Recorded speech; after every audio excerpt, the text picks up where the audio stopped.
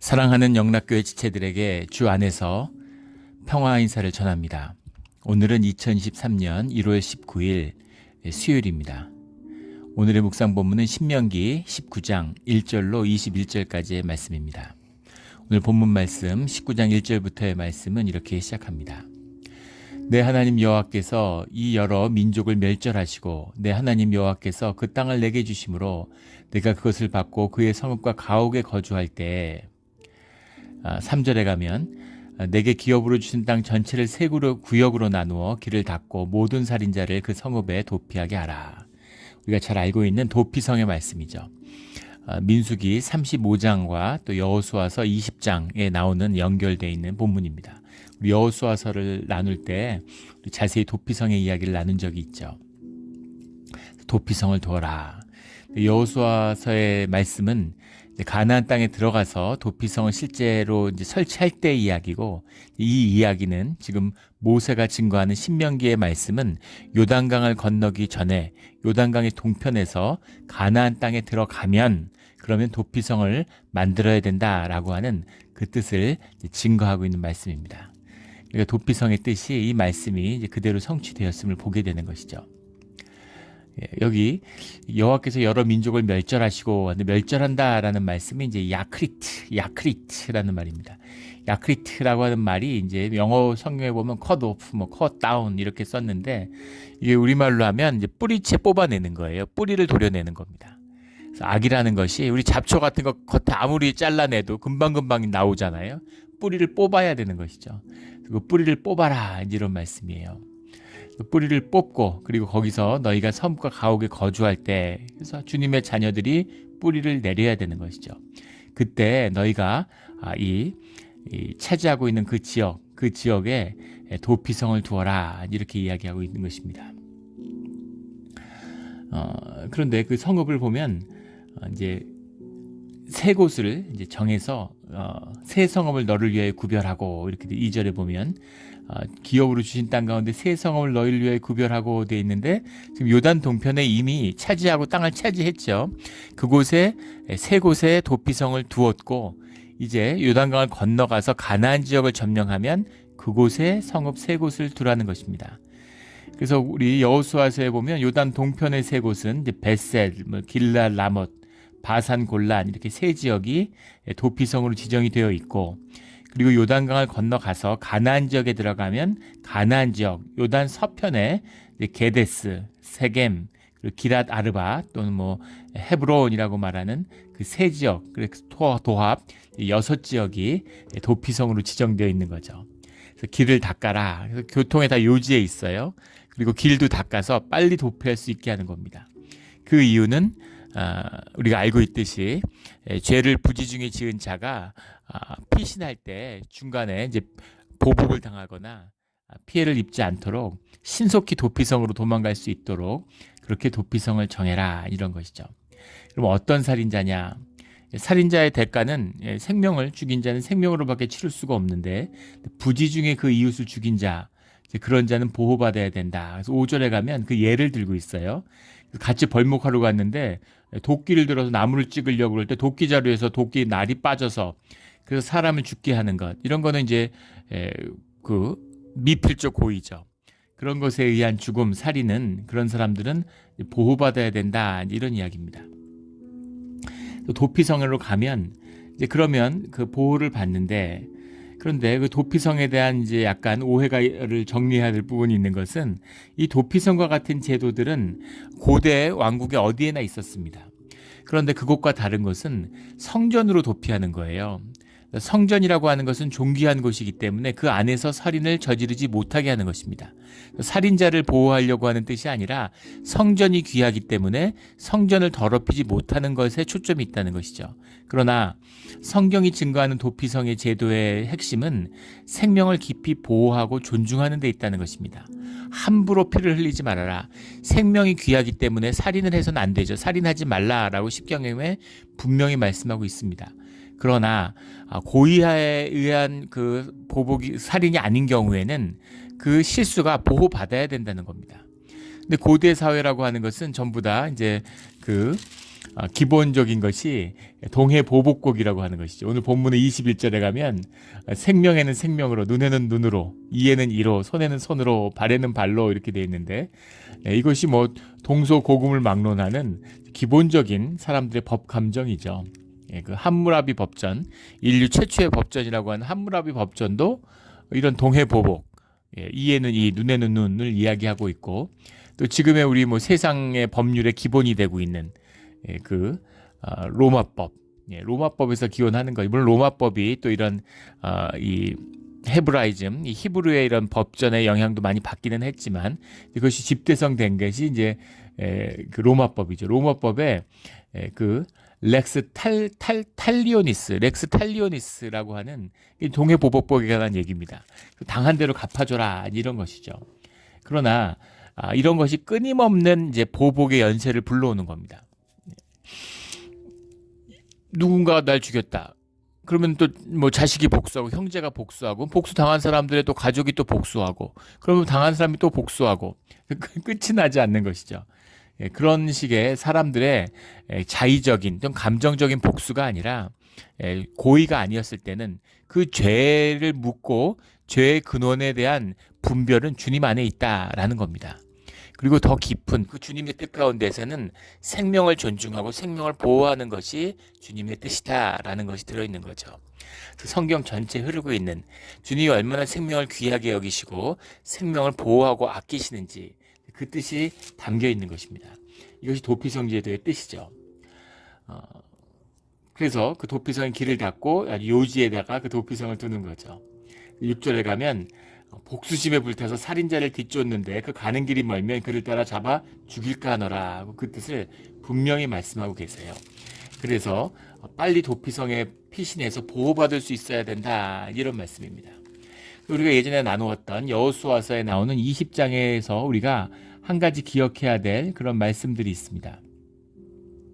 4절에 보면 여호수아서 20장 4절에 보면 이 성읍들 중에 하나에 도피하는 자는 그 성읍에 들어가는 문 어귀에 서서 그 성읍 장로들의 귀에 자기의 사건을 말할 것이요 그들은 그를 성읍에 받아들여 한 곳을 주어 자기들 중에 거주하게 하고 하는 말씀입니다. 그래서 무슨 도망 와가지고 사람 죽였는데 좀 살려주십시오 그러면 살려주는 것이 아니라 그 도피성의 성읍, 이 도피성이라는 곳은 레위인의 거주지기도 하죠. 그곳에서 그곳의 장로, 그곳의 제사장들에게 가서 그 사건의 경과를 이야기하라는 겁니다. 그래서 그 사건을 들어서 그것이 타당하다고 여겨질 때 도피성에 받아들여지는 거예요. 그러면 물론 그 죽임을 당한 뭐 가족들이나 유족들은 복수심이 있고 화가 나겠죠. 어떻게 화가 안 나겠습니까? 고의였던 아니었던. 그러나 그런 복수심으로부터 사적 보복으로부터 생명을 보호하고 지켜라. 그 뜻이 들어있다는 겁니다. 그래서 그 공정함, 그들이 정말로 고의가 있었는지 아닌지에 대한 상황에 대한 판단, 사실 판단을 받는다. 장로들의 귀에 자기의 사건을 말한다라는 건 도피성 앞에서 재판을 받는다는 거죠. 그래서 거기에서 재판을 받은 자만이 용납이 된다는 겁니다.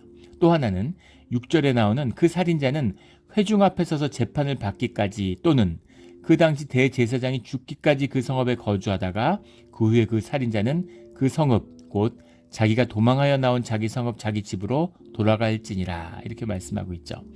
회중 앞에 서서 재판을 받기까지라는 건 공정한 재판을 받을 때까지라는 겁니다. 처음에는 공정한 재판을 받기가 어렵겠죠. 그 피해자의 가족들이 있고 그 시족사회인데 그 분노가 함께하고 있는데 재판을 공정하게 받을 수 있겠어요? 그러니까 그런 게 안 되는 거죠. 그래서 그런 그 분노가 좀 가라앉은 다음에 이성을 회복한 다음에 그 다음에 돌아가서 재판을 공정하게 받을 수 있으면 그때 돌려보내라 라는 겁니다. 그래서 없던 일로 고의가 아니면 죄가 안 돼 이런 뜻이 아니에요. 절대 오해하시면 안 됩니다. 잘못을 했던 고의하지 않았던 죄는 죄죠. 그러나 그것에 대한 공정한 재판을 받아야 된다라는 얘기입니다. 개인적인 복수심에 희생이 되고 이렇게 돼서는 안 된다라는 것이죠. 또 하나는 그 당시 대제사장이 죽기까지라는 말이죠. 대제사장이 그 죄에 대한 판단을 하고 주님 안에서 받아들인 자입니다. 근데 그 죄값에 대한 그 대제사장의 죽음, 그것이 그 죄에 대한 속죄의 의미가 담겨 있다라는 뜻이죠. 그래서 그 대제사장이 죽고 나면 그 사람의 생애 가운데 그 책임을 대제사장이 걸머쥐고 있다는 거죠. 그래서 그 대제사장의 이 책임이 얼마나 무거운 건지, 그 사람이 그 죄를 걸머쥐고 그 다음에 속죄일에 속죄소에 들어가서 지성소에 들어가서 주님께 제사함을 받는 거잖아요. 앞에 나가서 이제 그것이 제사함의 비밀인 것이죠.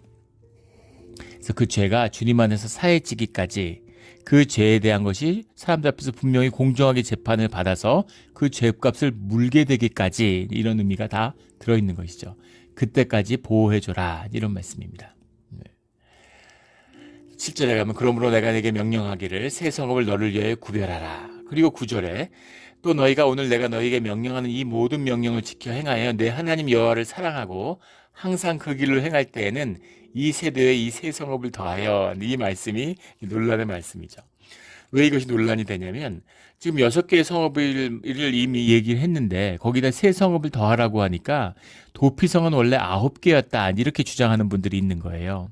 역사적으로 이런 주장이 계속 이어져 옵니다. 그런데 왜 그럼 6개밖에 없었느냐? 말씀 그대로 하나님의 명령을 다 지켜서 행하고 여호와를 사랑하고 그의 길을 행할 때는 이라고 했는데 그게 되지 않았기 때문에 새 성읍을 더하는 것. 그러니까 주님이 처음에 주신 분깃으로 주신 이 가나안 땅의 분깃들, 그 유프라테스 강까지 이르는 그 땅을 결국 차지하지 못했죠. 솔로몬 때 거의 근접했는데 결국은 그 땅을 차지하는데 실패했어요. 그것을 실패한 이유는 주님 안에서 주님을 사랑하고 주님과 함께하는 그 뜻을 이루지 못했기 때문이다. 그래서 새 도피성, 그 도피성은 지경이 완전히 회복됐을 때 주어졌을 그럴 도피성인데 그 도피성을 얻지 못한 것이다. 원래는 9개인데 6개밖에 못 얻었다, 이렇게 주장하는 겁니다.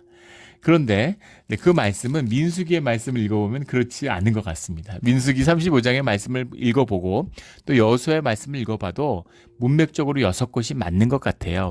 그럼 여기에 세대에 새 성읍을 더하라는 것, 이미 셋은, 이 앞에 셋은 가나안 땅의 셋을 얘기하는 게 아니라 요단강의 서편이 아니라 동편의 셋을 얘기하는 거죠. 요단 동편 셋에다가 서편의 셋을 더해라. 이미 요단 동편을 차지하고 그곳에 3곳을 두었는데 서편에 3곳을 더 두어라. 그런 말씀인 것이죠.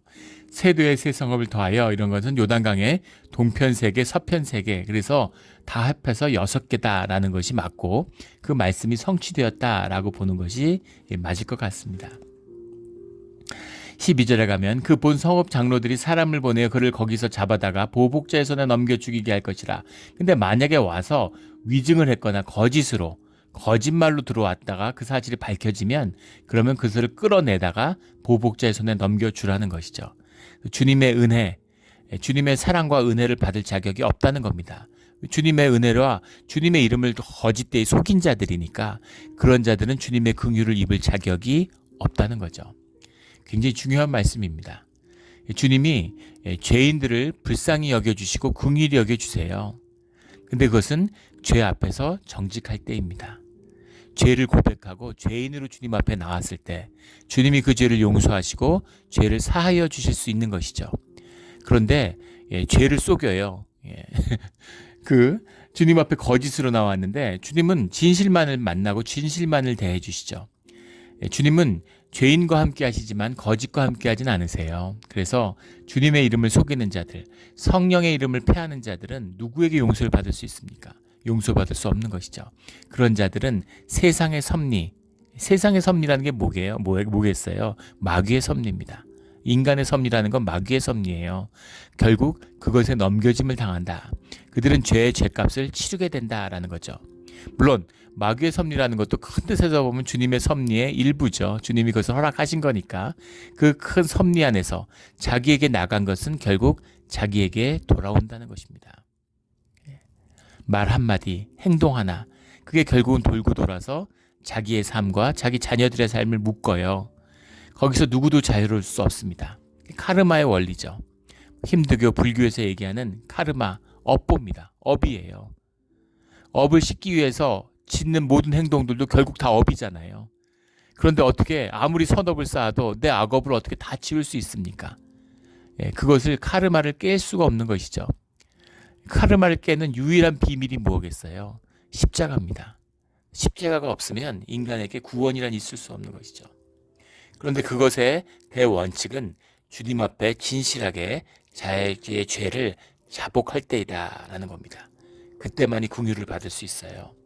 절대 거짓은 주님과 함께하지 못합니다. 근데 막 애고애가 되고 진실하지 못하니까 주님 앞에 나와서 거짓을 꾸미는 거죠. 제가 어려서부터 주님의 모든 율법을 다 지켜 행했습니다. 이제 뭘 해야 됩니까? 이렇게 되는 겁니다. 주님이 잘했구나. 네가 그렇게 했구나. 자, 그러면 나랑 함께 나를 따라라. 너의 모든 것을 나눠주고 네가 세상에서 해야 될 일은 끝났어. 네가 그걸 다 이루었다면 그럼 이제 나와 함께 해야지. 그러니까 근심한 표정으로 떠나는 것이죠. 다 거짓이니까. 사실 제일 중요한 게 돈이고 돈이 삶의 중심인데 주님 앞에 와서 떠벌리는 거죠. 의를. 선행을 떠벌리는 겁니다. 그런 것은 주님을 모욕하게 하는 것이고 주님이 가장 싫어하는 가증히 여기는 것이다 라는 것이 성경의 말씀입니다. 우리 모두 진실하게 주님 앞에서 죄를 자복하고 늘 죄사함에 정결함을 받는 우리 모두가 되기를 주의 이름으로 축원합니다. 14절에는 경계표를 옮기지 말라라는 말씀이 나오죠. 내 소유가 된 기업의 땅에서 조상이 정한 내 이웃의 경계표를 옮기지 말지니라. 경계표라는 게 이제 개불이라는 말인데 개불이라는 말이죠. 개불이라는 게 이제 영어로 하면 랜드마크예요. 땅의 지경을 이제 설정해서 표시하는 뭐 등기제도 같은 게 있던 게 아니었으니까 여기까지 누구 땅이다, 여기까지 누구 땅이다, 그래서 이렇게 정해놓는 겁니다. 근데 이것이 굉장히 혁명적인 거예요. 지금은 그것이 뭐 자연스럽지만 우리가 이제 그 이성의 시대, 계몽의 시대를 살면서 그 자본주의 시대를 살잖아요. 자본주의 기초가 사적 소유의 절대죠.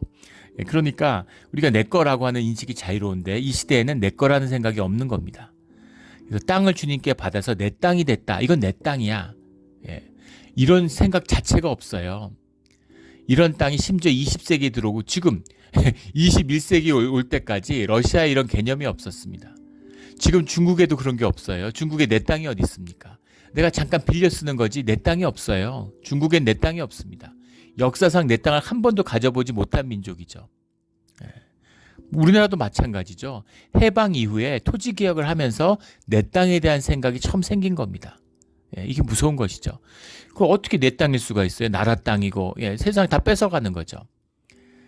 최근에 한 탈북자가 고위 외교관이 탈북을 했는데 중동에서 대사를 지내다가 몇 년 전에 그래서 남북 관계를 의식해가지고 이렇게 쉬쉬하다가 이제 그렇게 언론 같은데 인터뷰하는 기사를 아주 유심히 봤습니다. 근데 재미있는 얘기를 하는데 그 사람이 북한에서 아주 이런 고위층의 본인도 고위층이었지만 그 장인어른이 이제 무슨 그 노동당의 부부장을 한 우리로 하면 차관급 공무원을 한 이제 그런 사람이라는 거예요. 자기도 대사를 지냈으니까 뭐 그런 고위층 이제 집안이겠죠. 그런데 부부장을 지냈는데 은퇴하고 나면은 6개월에 감자 10파운드, 그러니까 한 20kg 되는 봉지죠. 감자 20kg 돼봐야 감자가 무겁잖아요. 몇 개 됩니까? 그걸로 한 달도 못 먹을 것 같은데 그게 6개월간 받은 배급의 전부라는 겁니다. 북한에서. 그래서 먹고 살 수가 없어서 그런 외무부 차관을 지낸 사람인데 굶어 죽을 수도 있다는 거예요. 그래서 탄원서를 쓴데 굉장히 정직한 사람이었나 봐요. 탄원서를 써서 도저히 살 수가 없고 굶주리니까 좀 살려달라 이렇게 탄원을 했는데 당에 이제 김정은 이런 그걸 받고 충격을 받아가지고 어떻게 밥을 못 먹고 굶을 정도냐 도대체 뭐 이래서 이제 쌀을 하사했다 뭐 이런 얘기가 이제 그래서 먹고 살게 되고 이게 북한이라는 거예요. 그러니까 기자가 의아해하는 거죠.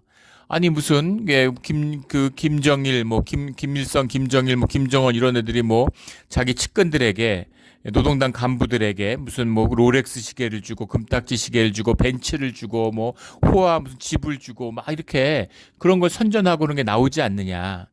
그런데 왜 그런 건 어떻게 된 거냐 이렇게 얘기하니까 그걸 다 주는 건 맞는데 충성하라고. 그런데 은퇴를 하고 써먹을 수가 없으면 그걸 다 뺏는다는 거예요. 다 뱉어야 된다는 겁니다. 롤렉스 시계를 선물로 줬는데 그게 내게 아닌 거죠. 잠깐 차다가 이제 은퇴하면 돌려줘야 된다는 거예요. 아니 그럼 줄 때는 언제고 이걸 왜 뺏어? 이러고 기분 나빠하느냐? 근데 아무도 그걸 받아도 그걸 자기 거라고 생각을 하지 않는다는 거예요. 내 거라는 생각 자체가 없는 거죠. 예. 조선시대에 있다가 일제 식민지를 경험하고 그다음에 북한에 그런 공산당의 치하로 들어갔는데 한 번도 내 거라는 걸 가져본 적이 없는 거죠. 내 거라는 의식 자체가 없어서 빼앗긴다는 생각도 없다는 겁니다. 예. 그게 북한이다 이렇게 얘기하는데 아 그렇구나 그럴 수 있겠구나 이런 생각을 들었어요. 머리로는 이해가 되는데 굉장히 놀랐습니다. 예. 우리는 누가 줬어요? 그럼 내 거잖아요. 그 다시 내놓으라 그러면 내 건데 왜 내놔? 그 내가 주고 싶으면 주는 거지. 나에 대한 소유의식이 있는 거죠. 예. 그건 물론 이제 자본주의에서 생겨난 건데 자본주의 체계도 법적 체계에 기반한 거죠. 사적 소유가 등기제도에 기반한 거잖아요. 미국이 무너졌다. 그러면 미국에서 자기 소유로 됐던 건 다 소용이 없어지는 것이죠. 예. 그런데 예. 왕이 뺏어가고 지주가 뺏어가고 이런 식의 그 수탈의 역사 가운데에서 노예로 살았잖아요. 애굽에서 400년 동안.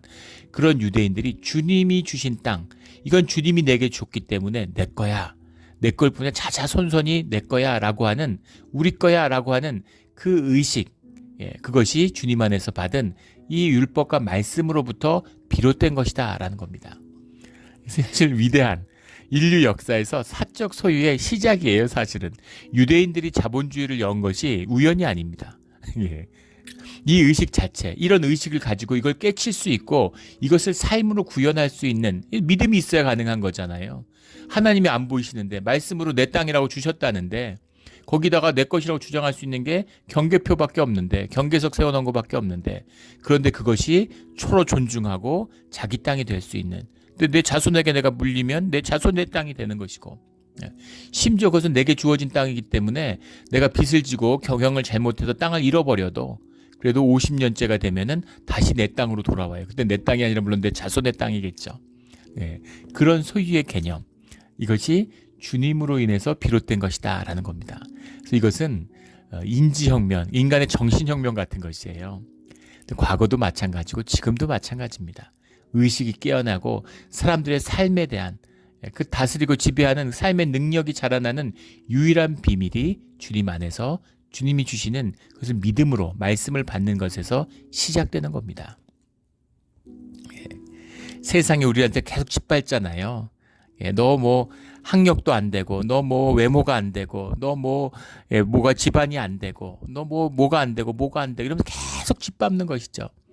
그걸 극복하고 내 삶을 승리하는, 이기는 자가 되는 비밀이 뭐예요? 말씀이고 주님을 향한 믿음인 거죠. 말씀을 붙드는 믿음에 있는 것입니다. 나는 존귀한 자고 주의 자녀고, 나는 주님이 내 삶을 이 땅에 보내신 목적이 있다. 그 가치와 의미를 살아내겠다고 하는 그 믿음, 그 말씀을 향한 믿음이 있는 자만이 그 삶의 지경이 열리는 것이죠. 우리 주님의 믿음 안에서 우리의 의식이, 우리의 삶이 자라나는, 우리 믿음이 자라나는 우리 모두가 되기를 주의 이름으로 축원합니다. 그런데 오늘 14절에 나오는 이웃의 경계표를 옮기지 말지니라, 이것은 단순히 사사로이 무슨 사익을 취한다 이런 개념이 아니에요. 주님이 정하신 겁니다. 근데 이것을 왜곡시키거나 이것을 옮기는 자들, 그래서 구약에 있을 때 주님을 진노케 하고 이스라엘이 멸망하는 최대의 사건 중에 하나로 나봇의 포도원을 들죠. 유대인의 그 전통 가운데서. 아니 왕인데, 아합이 왕인데 그까지 무슨 포도원 하나 뺏었다고 뭘 그렇게, 아합은 그걸 굉장히 부담을 느껴요. 주님의 말씀과 그 의미가 뭔지를 아는 거죠. 근데 이세벨은 이방 여인이 이방에서 왔으니까 야 네가 왕이고 권력이 있는데 그깟 포도원 하나 마음에 들면 뺏으면 그만이지 뭘 그런 걸로 고민해, 내가 뺏어줄게 이런 거잖아요. 근데 그걸로 이스라엘의 왕권이 날아간 겁니다.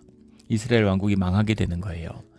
이 주님의 뜻, 주님이 정한 것, 이것을 속이거나 이것을 존중하지 않는 것, 그래서 이 경계표를 옮긴다는 건 주님을 모욕하고 주님을 존중하지 않는다는 뜻입니다.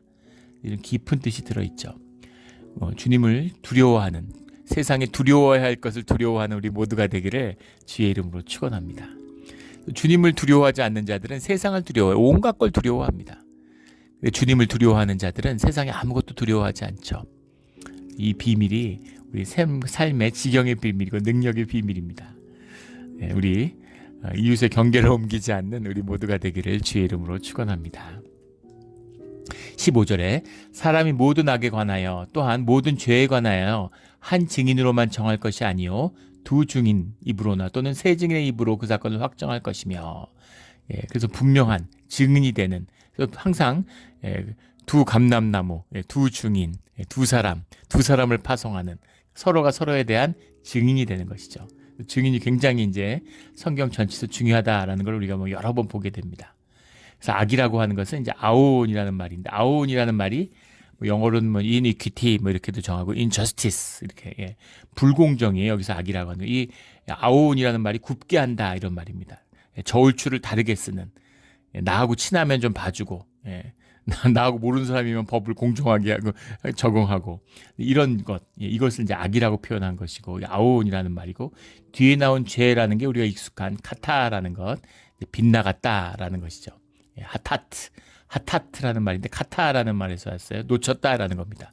뭘 놓친 것인가? 주님의 뜻을 놓친 것이죠. 주님의 말씀을 놓친 것입니다. 이것이 죄다라는 거죠.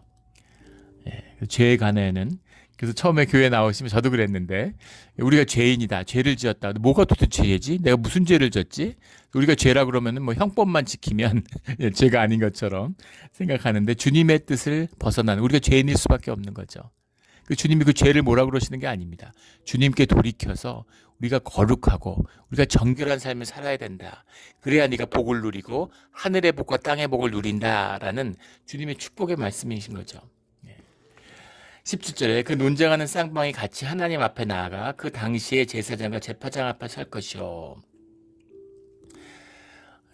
근데 만약에 누가 증인을 했는데 16절에 그게 위증이라는 얘기가 나오면 그때는 하나님 앞에 나가야 된다. 하나님 앞에 어떻게 나가느냐? 성전 앞에, 성소의 법정에 서야 된다는 얘기죠. 근데 그것은 산헤드린을 얘기하는 겁니다. 그러니까 위증의 법을 얼마나 중요하게 여기는지를 볼 수 있는 거죠. 사람을 죽이고 안 죽이는 것도 동네에서 재판해요. 그런데 만약에 증인이 나왔는데 누군가 그 사람이 거짓 증인을 했어. 재판정을 모욕했어. 이렇게 얘기를 할 때는 그것을 성소에 가져가서 산헤드린 앞에서 가리라는 겁니다. 이것을 가리는 것은 뿌리를 뽑으라는 얘기죠. 대충 하거나 그냥 그랬어? 뭐 이렇게 따져보고 이런 게 아니라 그것을 다루지 않으면 너희는 법정이 아니야. 이런 얘기입니다. 이 전통, 이 기독교의 전통이 그대로 이어져 가지고 이것이 사실은 삼권분립, 사법제도의 독립에 기초한, 제가 미국이 참 한심한 게 많죠. 미국이 정말 한심한 게 많습니다. 하지만 미국을 깊이 존중하고 미국의 제도를 존경하는 것 중에 하나는 사법제도의 독립성이에요. 사실은 그게 오늘의 미국을 만들었다 이렇게 얘기를 하죠. 국가는 왜 쇠퇴하는가라고 하는 유명한 책이 있어요.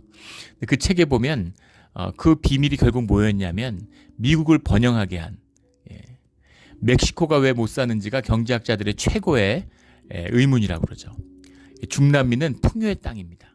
역사적으로 대대로 잘 살았어요. 유럽이 잘 사는 것도 중남미 때문입니다. 그곳 식민지화되면서 그곳에 금과 은과 이런 풍부한 물산이 흘러 들어갔기 때문에 잘 살게 된 것이죠. 그런데 이 북아메리카는 가난한 땅이었습니다. 동토의 땅. 그런데 왜 이렇게 북미는 잘 사는데 중남미는 못 살까?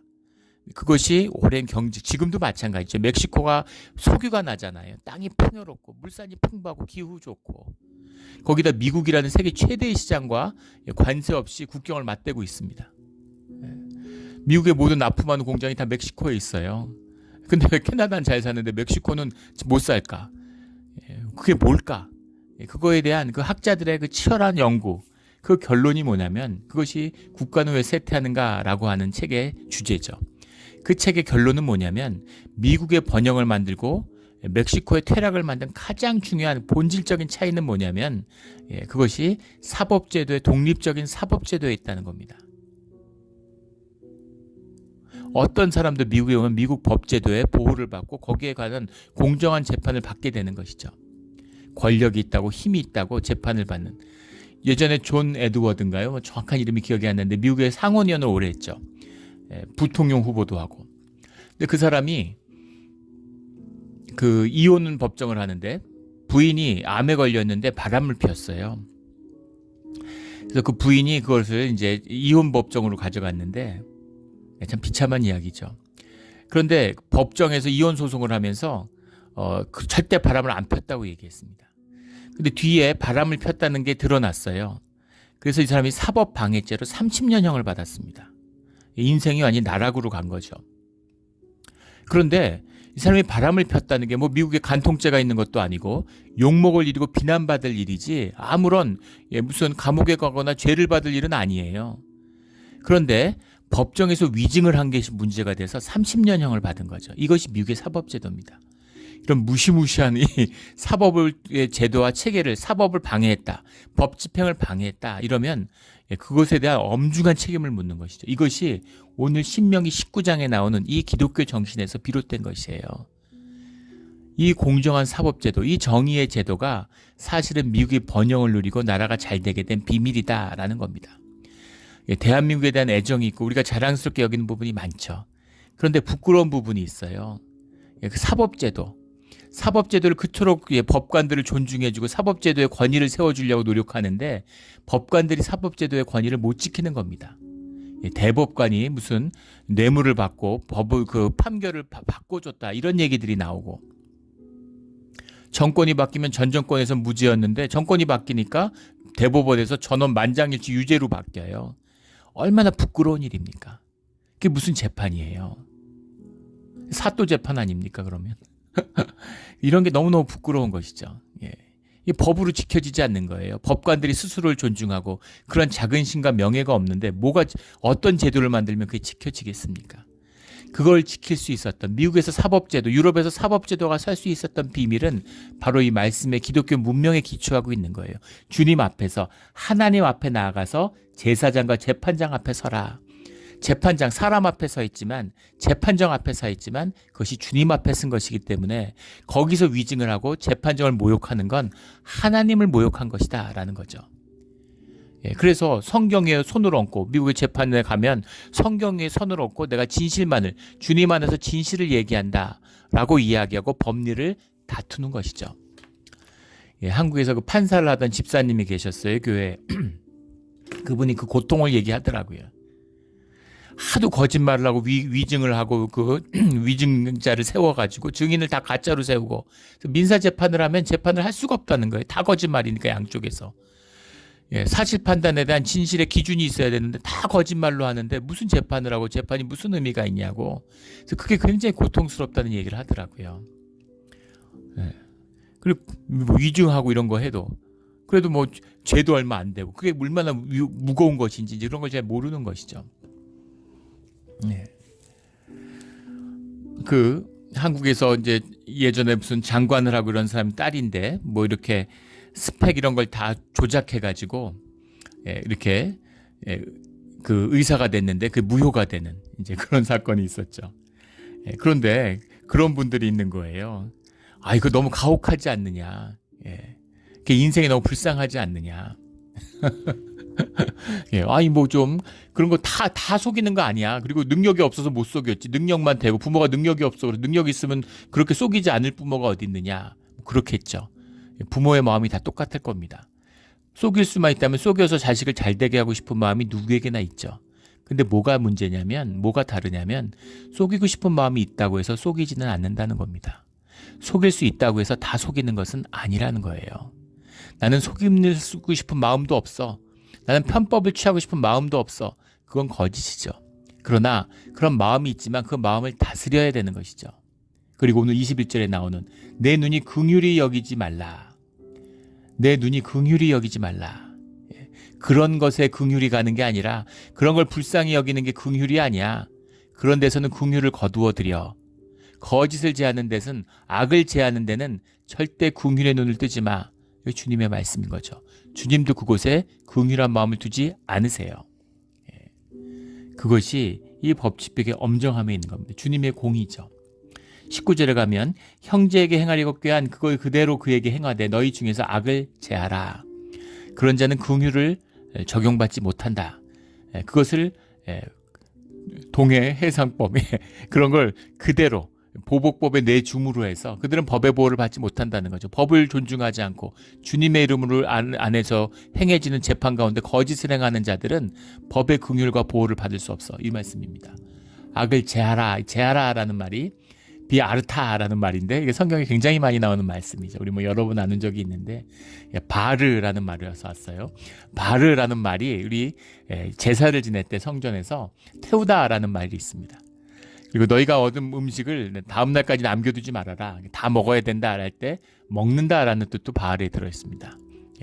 먹어 치우다, 다 먹어야 된다, 태우다 똑같은 뜻인 거예요. 무슨 의미냐면 남기지 말아라. 가루도 남기지 마, 씨앗도 남기지 마, 모양도 남기지 마, 싹 다 없애야 돼. 이 말씀이에요. 그래서 우리가 제사 가운데 음식을 태우고 남은 것을 먹는 것, 뭐 음식이니까 우리가 주님과 화해하고 물론 잔치를 하고 기쁨을 나눈다는 뜻도 있지만 주님이 용서해 주시는 우리의 허물을 우리 가운데 완전히 제한다는 뜻이 영적으로 들어있는 겁니다. 그것이 두 가지가 다 있어요. 그래서 모여서 만나서 기쁨을 나누는 친교의 의미도 있습니다. 하지만 친교 자체는 아니죠. 애찬이에요. 주님과 하나됨을, 우리 가운데 죄가 제하여졌음을, 악이 제하여졌음을 주님 앞에서 확인받는 길이기도 합니다. 그래서 공동의 식사, 공동체의 식사는 예배예요. 중요한 것입니다. 이것에 정성을 다하고 또 이것을 무겁게 여겨야 되는 거예요. 그냥 밥하는 건데 뭐 대충 먹지 뭐 이런 식으로. 집에 가다가 뭐 맛있는 거 사 먹지, 오늘 음식이 마음에 안 드는데 뭐 맛있는 거 먹으려고 하는 게 아닙니다. 이 먹어라, 먹어 치워라, 바르, 비아르타의 깊은 의미죠. 이 말씀의 깊은 뜻을 깨달아 우리의 신앙생활 가운데 주님 안에서 버려지는 것이 없는, 온전히 용납되는 우리의 삶의 자리가 되기를 주의 이름으로 축원합니다. 아멘. 기도드리겠습니다. 하나님 아버지 감사합니다. 귀한 말씀 주시니 감사하고 우리가 말씀을 붙들어 사는 것이 우리를 위한 주님의 축복임을, 주님을 위한 것이 아니라 우리를 위한 것임을 분명히 깨달아 그 주님의 말씀을 삶으로 살아서 그 진실을, 진짜 복을 삶에서 누리는 진짜 신앙이 되게 하여 주시옵소서. 진짜 믿음이 되게 하여 주시옵소서. 주님께 다시 한번 감사드리며 예수 그리스도의 이름으로 기도드렸습니다. 아멘.